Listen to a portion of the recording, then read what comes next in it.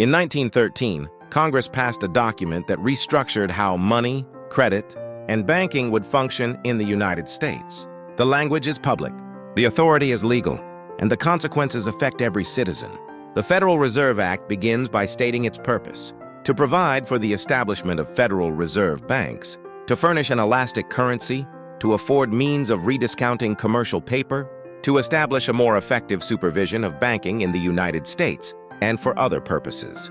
This single sentence defines the system.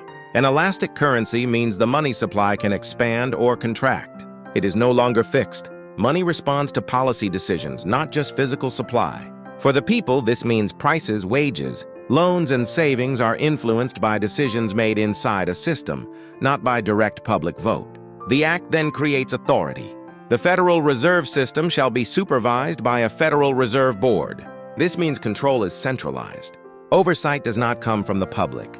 It comes from a governing body created by law. The board is defined clearly.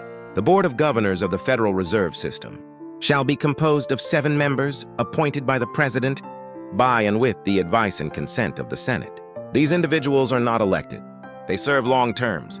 Their decisions shape interest rates, inflation, and credit conditions nationwide. For the average person, this means the cost of borrowing money is influenced by officials who are insulated from elections. The Act also establishes regional banks.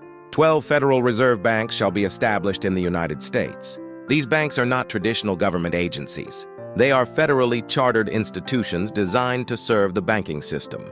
Membership is mandatory for certain banks. Every national bank in any state shall, upon commencing business, become a member. Bank of the Federal Reserve System.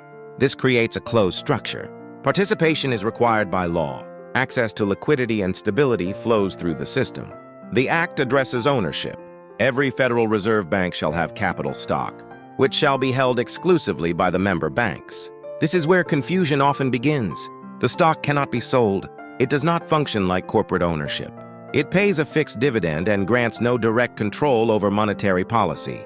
But it does tie private banks into the structure. For the public, this means money. Creation and distribution flows through institutions whose primary role is banking, not public service. The Act grants power over currency. Federal Reserve notes to be issued at the discretion of the Board of Governors of the Federal Reserve System.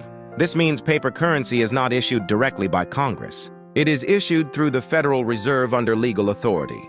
For citizens, this means the money in your wallet exists because of a system, not because of a vote.